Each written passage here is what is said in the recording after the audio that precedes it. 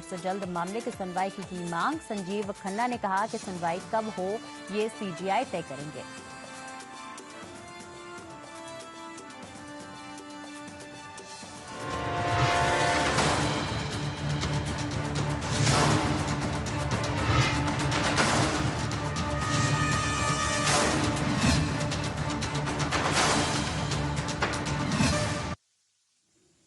नमस्कार, राजस्थान स्पेशल में आप सभी का स्वागत है। मैं हूं आपके साथ नलिनी सिंह पालीवाल। राजस्थान के पूर्व मुख्यमंत्री अशोक गहलोत की बड़ी बहन बिमला देवी कछवाहा का 93 साल की उम्र में लाल सागर स्थित निवास स्थान पर निधन हो गया। बिमला देवी पिछले लंबे समय से बीमार चल रही थी। वहीं शाम को तबियत बिगड़ने पर डॉक्टर घर पर जांच के लिए पहुंचे थे। साथ ही आपको बता दें कि पूर्व मुख्यमंत्री अशोक गहलोत का अपनी बड़ी बहन बिमला देवी से आत्मीय रिश्ता था। जब भी जोधपुर आते तो अपनी बड़ी बहन से मिलकर आशीर्वाद लेकर जाते थे। वहीं पूर्व सीएम गहलोत ने अपनी बहन के निधन को लेकर दुख जताया। उन्होंने अपने एक्स अकाउंट पर लिखा कि मेरी बहन की कमी कभी भी कोई पूरी नहीं कर सकेगा, वो मेरी मां के समान थी।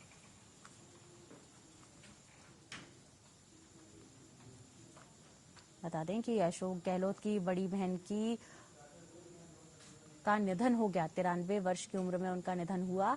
खबर पर ज्यादा जानकारी के साथ हमारे संवाददाता रूप नारायण सवरिया इस वक्त हमारे साथ जुड़ चुके हैं। रूप नारायण, आपसे सबसे पहले मैं ये जानना चाहूंगी कि देखिए, पूर्व मुख्यमंत्री अशोक गहलोत की बड़ी बहन बिमला देवी का निधन हो गया। 93 साल की उम्र में उनका निधन हुआ। तो क्या वो बीमार थी? आखिर निधन के पीछे की वजह क्या अभी तक सामने आई है?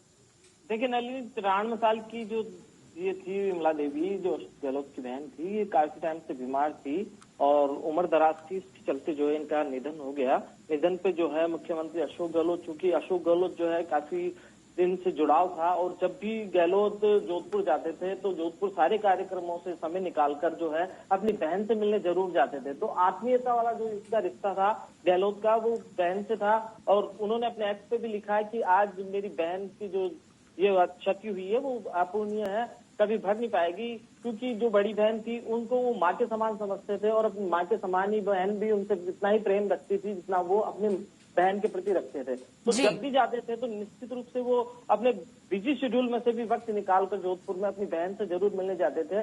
और ये जो है एक दुखद घटना यहाँ पे अशोक गहलोत परिवार के साथ हुई है। बहुत बहुत शुक्रिया रूप नारायण, आपका हमारे साथ जुड़ने के लिए और तमाम अहम जानकारी खबर पर हमारे साथ साझा करने के लिए। खबरों में आगे बढ़ते हुए आपको बता दूं कि संसदीय क्षेत्र कोटा बूंदी प्रवास पर आए लोकसभा अध्यक्ष ओम बिरला जिले के दौरे पर हैं। लोकसभा कैंप कार्यालय के अनुसार स्पीकर बिरला केपाटन स्थित बालाजी मैरिज गार्डन में टिफिन विद दीदी कार्यक्रम में स्वयं सहायता समूह से जुड़ी महिलाओं के साथ भोजन और संवाद किया। इसके बाद वे जलोदी रोड स्थित शगुन मैरिज गार्डन में 3.29 करोड़ से अधिक राशि के विकास कार्यों का शिलान्यास और लोकार्पण किया।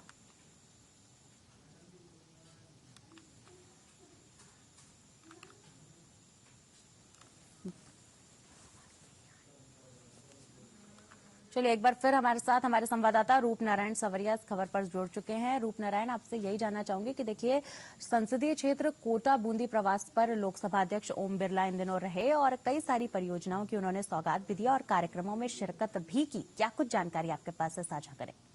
नलिनी, संसदीय क्षेत्र कोटा बूंदी जो क्षेत्र है ये इनका अपना निजी क्षेत्र है। यहाँ से लगातार चुनाव लड़ते हैं और अभी भी जो है भारतीय जनता पार्टी की जो लिस्ट आई है उसमें इनका नाम यहाँ पे लोकसभा अध्यक्ष का, और यहाँ से वो चुनाव लड़ेंगे। फिलहाल जो है यहाँ पे आधी आबादी को प्रभावित करने वाली जो भारतीय जनता पार्टी की दीदी योजना है उसके तहत जो है दीदी टिफिन जो है योजना में उन्होंने भाग लिया और वहाँ पे जो उपस्थित महिलाओं से काफी खुलकर बातचीत की। उनकी जो रोजगार था, रोजगार पर चर्चा की, किस तरीके से जो है बैंक उन्हें सहायता करते हैं, किस तरीके से जो है उनके रोजगार चलते हैं, लोगों से वो जुड़े हुए हैं। क्योंकि एक स्वयं सहायता समूह के ग्रुप के रूप में ये जो है महिलाएं अपने उद्यम चलाती है, तो उनको काफी उन्होंने जानकारी ली। एक तरीके से जो है अपने संसदीय क्षेत्र की महिलाओं को प्रभावित करने के लिए जो है भारतीय जनता पार्टी की योजना, कार्य योजना पहले से चल रही है कि महिलाओं को किस तरीके से जोड़ा जाए। तो स्वयं सहायता समूह क्षेत्र की जो महिलाएं हैं उन महिलाओं को जोड़ने के लिए इस योजना के तहत यहाँ पे है भारतीय जनता पार्टी काम कर रही है। उसी आयोजन में जो है लोकसभा अध्यक्ष पहुंचे हैं और उन्होंने महिलाओं से बात की। महिलाओं से बात करने के बाद जो अपने संसदीय क्षेत्र में कई विकास कार्यों का जो है यहाँ पे शिलान्यास उन्होंने किया। लगभग 29 करोड़ रुपए से अधिक राशि के जो विकास कार्य यहाँ पे थे उनका शिलान्यास यहाँ करके उनको है जो जनता के सुपुर्द करने का काम किया। जी बिल्कुल, महिलाओं को साधने की कवायद में लगातार भारतीय जनता पार्टी है। बहरहाल आप लगातार खास जानकारी के साथ हमारे साथ बने रहिए। खबरों में आगे बढ़ते हुए आपको बता दूं कि प्रधानमंत्री नरेंद्र मोदी और बीजेपी राष्ट्रीय अध्यक्ष जेपी नड्डा के आह्वान पर नमो ऐप के माध्यम से बीजेपी राजस्थान पूर्व प्रदेशाध्यक्ष डॉक्टर सतीश पूनिया ने 1000 रुपए का अंशदान दिया और पार्टी पदाधिकारी, जनप्रतिनिधियों और कार्यकर्ताओं से भी नमो ऐप के जरिए पार्टी कोष में अंशदान देने की अपील की। वहीं सतीश पूनिया ने पार्टी पदाधिकारी, जनप्रतिनिधियों और कार्यकर्ताओं से आग्रह करते हुए कहा कि प्रधानमंत्री नरेंद्र मोदी के विकसित भारत संकल्प को मजबूती देने के लिए नमो ऐप के जरिए पार्टी कोष में अंशदान प्रदान कर डोनेशन फॉर नेशन बिल्डिंग जन आंदोलन में शामिल होकर अपनी भागीदारी निभाएं। खबर पर लगातार ज्यादा जानकारी के साथ हमारे संवाददाता रूपनारायण हमारे साथ लगातार बने हुए हैं। रूपनारायण, देखिए लगातार जो है भारतीय जनता पार्टी के कार्यकर्ताओं से, जनप्रतिनिधियों से सतीश पूनिया द्वारा आह्वान किया गया कि देखिए पार्टी फंड के लिए वो भी नमो ऐप में जो है अपना सहयोग प्रदान करें। जी बिल्कुल नलिनी, यह मैं बताना चाहूंगा कि प्रधानमंत्री नरेंद्र मोदी और भारतीय जनता पार्टी के जो राष्ट्रीय अध्यक्ष है जेपी नड्डा, उनके आह्वान से जो है नमो ऐप के माध्यम से कार्यकर्ताओं को एक जुड़ाव महसूस हो, किस तरीके से वो है ये लगे कि उन्हें भारतीय जनता पार्टी का मैं कार्यकर्ता हूँ और मेरे पैसों से जो है भारतीय जनता पार्टी चल रही है। तो इस तरीके से एक जुड़ाव पैदा करने के लिए यहाँ पे एक जो उदाहरण यहाँ पे पेश किया है और जो है सतीश पूनिया ने 1000 रुपए का अंशदान देने के साथ साथ जो है स्थानीय कार्यकर्ताओं को, भारतीय जनता के कार्यकर्ताओं से आह्वान किया है कि वो भी इस ऐप के माध्यम से जो है अंशदान करें। अंशदान करने से भारतीय जनता पार्टी जहाँ उनका कोष मजबूत होगा, पार्टी विकास के काम कर पाएंगी, वहीं जो है नरेंद्र मोदी का जो विजन है उस विजन को इम्प्लीमेंट करने के लिए पैसों की जहाँ जरूरत पड़ेगी तो पार्टी वहां पे जो है इस फंड को खर्च करेगी। तो एक लगाव जो है कार्यकर्ताओं पर किस तरीके से बना रहे पार्टी के प्रति, तो इसी लगाव के तहत जो है ये नमो ऐप के माध्यम से यहाँ पे सतीश पूनिया ने आह्वान किया है कि वो भी ज्यादा से ज्यादा इस ऐप के माध्यम से जो है डोनेशन दे और पार्टी को मजबूत करे। जी बिल्कुल रूपनारायण, ज्यादा जानकारी के साथ लगातार बने रहिए हमारे साथ।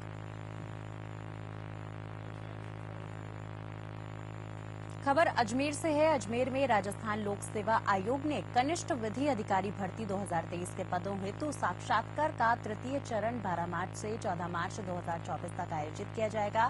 बता दें कि अभ्यर्थियों के साक्षात्कार पत्र आयोग की वेबसाइट पर यथा समय अपलोड कर दिए जाएंगे। वहीं आयोग सचिव ने बताया कि तृतीय चरण में 54 अभ्यर्थियों के साक्षात्कार का आयोजन निर्धारित कार्यक्रम अनुसार किया जाएगा। वहीं आप सभी को बता दूं कि साक्षात्कार के समय अभ्यर्थियों को समस्त मूल प्रमाण पत्र, विस्तृत आवेदन पत्र आयोग की वेबसाइट से डाउनलोड कर 2 प्रतियों में भरकर मैं मूल प्रमाण पत्रों की फोटो प्रतियों सहित आवश्यक रूप से प्रस्तुत करना होगा। वहीं अन्यथा साक्षात्कार से वंचित कर दिया जाएगा। खबर पर ज्यादा जानकारी के लिए लगातार हमारे संवाददाता रूपनारायण इस वक्त हमारे साथ मौजूद हैं फोन लाइन पे। रूपनारायण, देखिए अजमेर में राजस्थान लोक सेवा आयोग ने कनिष्ठ विधि अधिकारी भर्ती 2023 के पदों को लेकर साक्षात्कार का तृतीय चरण 12 से 14 मार्च 2024 तक आयोजित किया है। जी बिल्कुल नालिनी, ये 2 दिवसीय है। 12 मार्च से 14 मार्च तक जो है साक्षात्कार रखा गया है और राजस्थान लोक सेवा आयोग ने पूरी तैयारियां इसके लिए कर ली है। उनके जो डॉक्यूमेंट्स है उनको वेरीफाई करना है इन पे और साक्षात्कार के बाद जो है वेरीफाई के लिए भी उन्होंने निश्चित रूप तारीख दिए, समय दिया है कि वो अपने ओरिजिनल डॉक्यूमेंट्स लाए और ओरिजिनल डॉक्यूमेंट्स को जो है वो वहाँ पे वेरीफाई करेंगे। साथ ही में जो है देखिए राजस्थान की अगर हम बात करें तो काफी लंबे समय के बाद एक अच्छी परीक्षा यहाँ पे हुई है क्लियर, जिसमें कभी कोई उंगली नहीं उठी और परीक्षा के बाद जो है उसका परिणाम दिया गया। परिणाम आने के बाद जो है साक्षात्कार जो है सही समय पर, ये पहले साक्षात्कार हो रहे हैं काफी दिनों बाद, तो युवाओं में जो पास होकर इसमें जुड़े हैं उनको भी एक उत्साह है और वो अपना पूरी तैयारी से जो है साक्षात्कार के लिए यहाँ पे पहुंचेंगे। 2 दिन का ये आयोजन रखा जा रहा है। बहुत बहुत शुक्रिया आपका हमारे साथ जुड़ने के लिए रूपनारायण और तमाम अहम जानकारी खबर पर हमारे साथ साझा करने के लिए। खबरों में बढ़ते हुए बता दूं कि सब इंस्पेक्टर भर्ती परीक्षा 2020 को रद्द करने की मांग को लेकर युवाओं ने अजमेर जिला कलेक्ट्रेट कार्यालय के बाहर प्रदर्शन किया और परीक्षा को रद्द करने की मांग की। बता दूं कि युवाओं ने प्रदर्शन कर मुख्यमंत्री भजनलाल शर्मा के नाम जिला कलेक्टर भारती दीक्षित को ज्ञापन सौंपा। ज्ञापन के जरिए जब सब इंस्पेक्टर भर्ती परीक्षा 2020 को रद्द कर पुनः नए सिरे से करवाने की मांग की गई है। साथ ही बता दूं कि प्रदर्शन में बड़ी संख्या में छात्र छात्राएं मौजूद रहे। सम्राट पृथ्वीराज चौहान राजकीय महाविद्यालय के पूर्व छात्र संघ अध्यक्ष विकास गौरा ने बताया कि आरपीएससी ने सब इंस्पेक्टर भर्ती परीक्षा 2020 की विज्ञप्ति निकाली गई, जिसमें परीक्षा 2021 में आयोजित की गई थी। 13 से 15 सितंबर तक आयोजित परीक्षा में लगभग 4 लाख कैंडिडेट्स ने परीक्षा दी और लिखित परीक्षा के बाद 20,000 अभ्यर्थी फिजिकल में पास हुए। वहीं गौरा ने बताया कि आयोग ने 3,293 अभ्यर्थियों के इंटरव्यू करवाकर 859 पदों पर अभ्यर्थियों की ज्वाइनिंग दी गई, लेकिन राज्य में पेपर लीक की वजह से पहले भी परीक्षा रद्द करने की मांग की गई थी। आपको बता दें कि हाल ही में सब इंस्पेक्टर भर्ती परीक्षा को लेकर की जारी एसओजी की जांच में बड़े स्तर पर फर्जीवाड़ा भी सामने आया है। कांग्रेस सरकार के समय 2020 में एसआई भर्ती परीक्षा के लिए विज्ञप्ति निकली थी और उसका पेपर 2021 में जो पेपर आयोजित कराया गया वो पूरी तरीके से भ्रष्टाचार, लूट और पेपर लीक का पूरा था पेपर। उस समय भी इस भर्ती परीक्षा को लेकर कई बार आंदोलन हुए, प्रदर्शन हुए, परंतु उस सरकार ने, क्योंकि सरकार में उन्हीं के नुमाइंदों द्वारा पेपर आउट कराए जा रहे थे, तो आंखें बंद करके भर्ती परीक्षा को आयोजित कराया गया। उसके बाद जल्दी से जल्दी साक्षात्कार और शारीरिक दक्षता परीक्षा करा के उनको नियुक्तियां दे दी गई ताकि उनके काले कारनामे छिपे रहे। परंतु अभी वर्तमान सरकार के द्वारा एसओजी की जो पेपर लीक को लेकर एसओजी जो टीम गठित की गई, उसने परत दर परत खोलते हुए इस पूरे प्रकरण से जो पर्दा उठ रहा है उसमें दिखने में आ रहा है कि जो एसआई भर्ती परीक्षा में टॉप पे विद्यार्थी थे वो भी पेपर खरीद के टॉप बने और उन जैसे सातचौर जैसे क्षेत्र से 100 विद्यार्थी एसआई बन जाते हैं अभ्यर्थी। तो सोचिए वहाँ कितने स्तर तक वो पेपर आउट हुआ होगा। दौसा में कर्नल राज्यवर्धन ने बीजेपी कार्यकर्ताओं और पदाधिकारियों को जीत का मंत्र दिया। वहीं कर्नल राज्यवर्धन राठौड़ ने कहा कि प्रधानमंत्री नरेंद्र मोदी पूरे देश को अपना परिवार मानते हैं, साथ ही वो अपने परिवार के लिए जिम्मेदारी भी पूरी तरह निभाते हैं। परिवार के जो सबसे कमजोर व्यक्ति हैं, सबसे पहले उन्हें मजबूत किया जाता है। देश का एक एक पैसा देश के कोने कोने तक पहुंच रहा है, कहीं कोई लीकेज नहीं हो रहा है। इसीलिए आज सभी राष्ट्रों में भारत अग्रणी राष्ट्रों में गिना जा रहा है। साथ ही पीएम के लिए पूरा राष्ट्र ही मोदी जी का परिवार है। साथ ही कर्नल राज्यवर्धन ने कहा कि राजस्थान की जनता जनार्दन ने जिस तरह 2014, 2019 के लोकसभा और 2023 के विधानसभा चुनाव में बीजेपी और मोदी पर विश्वास दिखाया, उससे अब सभी आश्वस्त हैं कि लोकसभा चुनाव 2024 में भी राजस्थान की सभी 25 सीटों पर बीजेपी का सुशासन का कमल खिलेगा और अब की बार 400 पार संकल्प के साथ एक बार फिर से मोदी जी के नेतृत्व में बीजेपी सरकार बनेगी।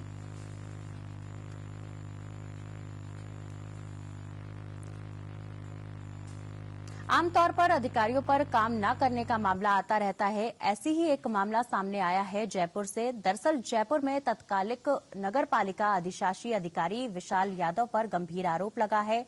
खाटू श्याम जी निवासी नरेश कुमार सैनी ने अधिशासी अधिकारी विशाल यादव पर माननीय न्यायालय के स्थगन आदेश को दरकिनार करने का आरोप लगाया है। इनका कहना है कि माननीय न्यायालय के स्थगन आदेश के बावजूद पट्टा जारी कर माननीय न्यायालय के आदेशों की अवहेलना की गई है। साथ ही भूखंड संख्या 25 पर अवैध कब्जा करने का मामला भी है। इनका कहना है कि मेरे पास इस भूखंड संख्या 2 गलत शुद्धि पत्र के आधार पर पट्टा है, तो मैंने इस संबंध में नगर पालिका खाटू श्याम जी के अधिशासी अधिकारी को भी अवगत करवा दिया है। तब तत्कालीन अधिशासी अधिकारी विशाल यादव ने नगर पालिका में दस्तावेजों के साथ उपस्थित होने को कहा, जिसके बाद सभी दस्तावेजों के साथ उपस्थित रहे और दस्तावेज दिखाए। उसके बाद अधिशासी अधिकारी विशाल यादव ने मुझे कार्यालय में खाली पेज पर हस्ताक्षर करने के लिए दबाव बनाया और कहा कि तुम यहां हस्ताक्षर करो, नहीं तो मैं तेरे ऊपर राज्यकार में बाधा डालने का मुकदमा दर्ज करवाऊंगा।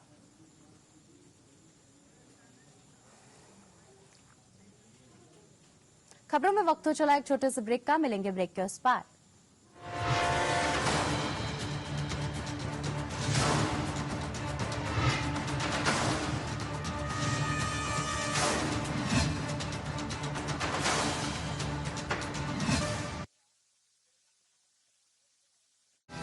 प्रधानमंत्री श्री नरेंद्र मोदी जी ने करोड़ों देशवासियों को दी है सम्मान पूर्वक और खुशहाल जीवन की गारंटी।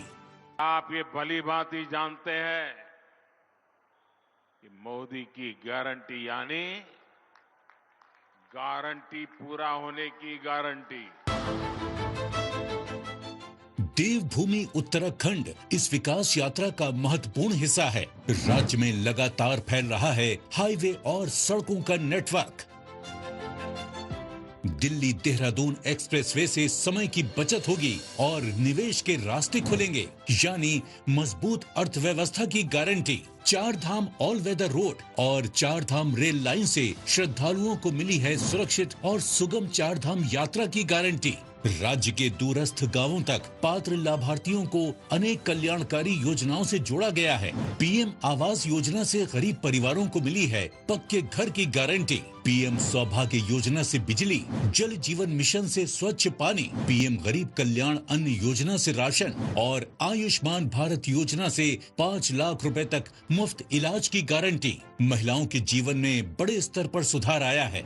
उज्ज्वला योजना से मिले मुफ्त गैस कनेक्शन से धुआं रहित ईंधन और लखपति दीदी योजना ने आर्थिक सशक्तिकरण की दी है गारंटी। पीएम किसान सम्मान निधि से साल में 6,000 रुपए की गारंटी। मोदी सरकार की गारंटी उसके पास भी है जिसके पास गारंटी देने के लिए भी कुछ नहीं। पीएम स्वनिधि योजना से स्ट्रीट वेंडर और प्रधानमंत्री मुद्रा योजना से लघु व्यवसायियों को मिल रही है आसान कर्ज की गारंटी। हर वर्ग का हो रहा है कल्याण। सभी के लिए खुल रहे हैं खुशहाली के द्वार, क्योंकि हर उत्तराखंड वासी को मिली है मोदी सरकार की guarantee.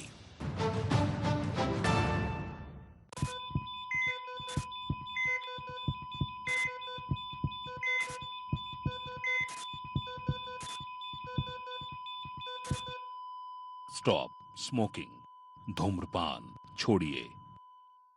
Medical facilities have been provided to the people, thousands of people across the world. There are lots of landslides.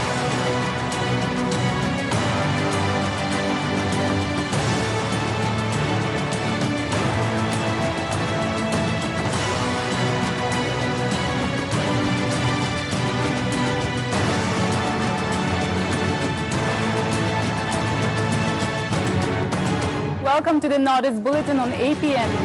And welcome to Northeast Bulletin on APN.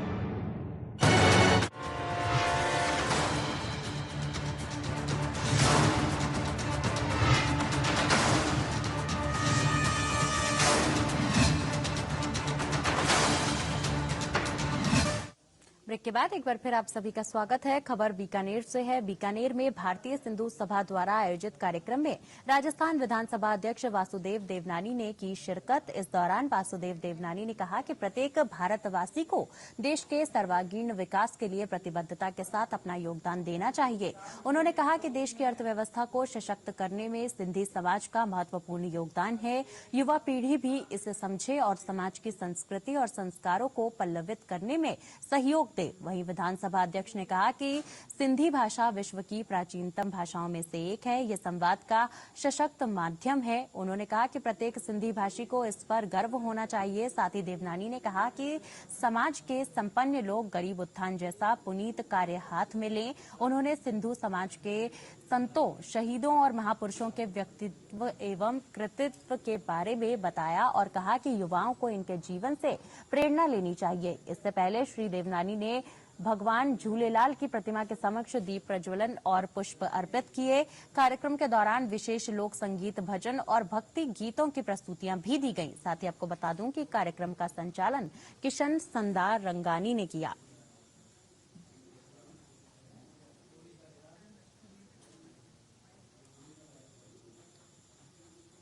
Tonk जिले के पीपुल उपखंड अधिकारी वर्षा शर्मा का खेतड़ी ट्रांसफर होने पर नवनियुक्त उपखंड अधिकारी कपिल शर्मा ने कार्यभार संभाल लिया है। बता दूं कि तहसीलदार इंद्रजीत सिंह चौहान, नायब तहसीलदार श्रीवर्धन शर्मा सहित कर्मचारियों ने माला पहनाकर स्वागत किया। कपिल शर्मा ने अधिकारियों के बैठक लेकर सख्त लिहाजे में कहा कि कोताही बर्दाश्त नहीं की जाएगी। उपखंड अधिकारी कपिल शर्मा ने कहा कि केंद्र और राज्य सरकार की योजनाओं को अंतिम लाइन में खड़े व्यक्ति तक पहुंचाना उनका लक्ष्य है। साथ ही अवैध खनन पर सख्त रूप से कार्यवाही की जाएगी। मैंने आज ही ज्वाइन किया है। मैंने आपको बताया भी था कि एक बार जहाँ भी जो संभावित क्षेत्र हैं, जहाँ से भी कोई शिकायत प्राप्त हुई है, वहाँ मौके पे जो संबंधित डिपार्टमेंट है उनकी संयुक्त टीम बना के और उनको पहले क्षेत्रों को चिन्हित करेंगे और उसमें एक बार फिर हम देखेंगे कि इस तरह की कार्रवाई वहाँ हो रही है और उस पर अपन क्या पाबंदी लगाई जाएगी। सभी संभावित क्षेत्रों में इस तरह की कोई भी शिकायत प्राप्त होती है तो उस पर हम बिल्कुल कार्रवाई करेंगे, पूर्ण रोकथाम का पूरा प्रयास करेंगे। आज आपने कार्यभार संभाला है, क्या कहेंगे? कार्यभार संभाला है, जो फ्लैगशिप स्कीम है सरकार की वो प्राथमिकता होगी और जनता की जो भी जन समस्याएं हैं और सरकार की प्राथमिकता है वही प्राथमिकता रहेगी हमारी। पाली के करमाल चौराहे पर सिरियारी थाना पुलिस की नाकेबंदी तोड़कर भाग रहे कार चालक का पुलिस ने पीछा किया तो वो बीच रास्ते में ही अपनी गाड़ी छोड़कर भाग गया। वहीं पुलिस ने जब कार की तलाशी ली तो कार में से प्लास्टिक के कट्टे रखे हुए मिले, जिसे पुलिस ने खोलकर देखा तो उसमें करीब 68 किलोग्राम अवैध डोडा पोस्त मिले। फिलहाल पुलिस ने डोडा पोस्त समेत कार को अपने कब्जे में ले लिया है। वहीं चालक के विरुद्ध NDPS एक्ट के तहत मामला दर्ज कर उसकी तलाश भी शुरू कर दी गई है।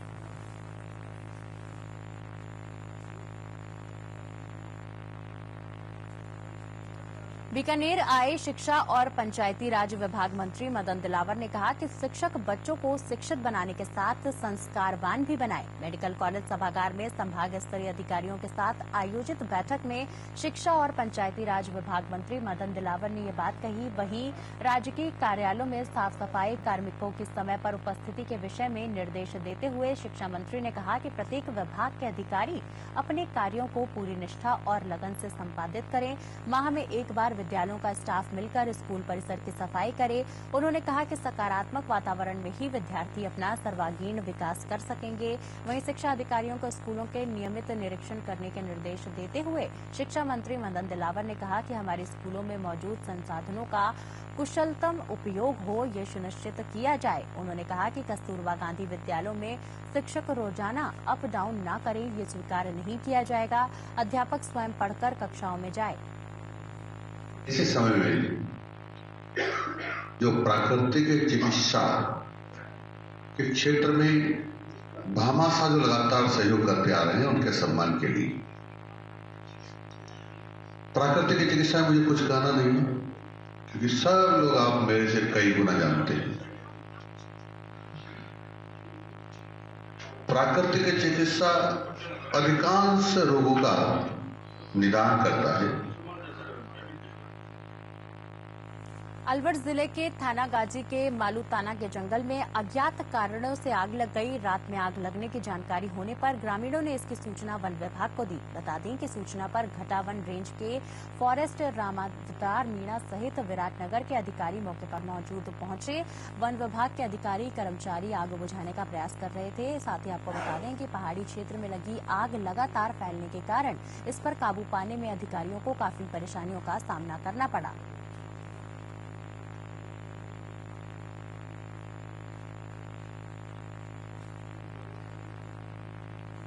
जयपुर में दोस्त के जन्मदिन की पार्टी में खाना खाते समय दोस्तों के बीच झगड़ा हो गया। झगड़े के बीच इधर उधर भागने के दौरान एक 21 साल का युवक बिना मुंडेर के कुएं में जा गिरा, जिसकी वजह से युवक की मौत हो गई। वहीं मृतक के परिजनों को हादसे के पीछे कोई रंजिश या वारदात नजर नहीं आ रही है।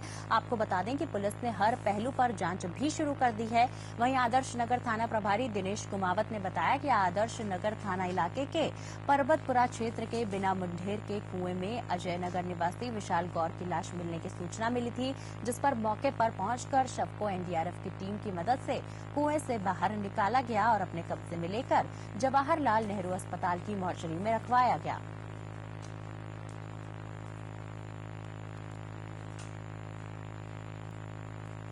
तो फिलहाल के लिए राजस्थान स्पेशल में मेरे साथ बस इतना ही। नमस्कार।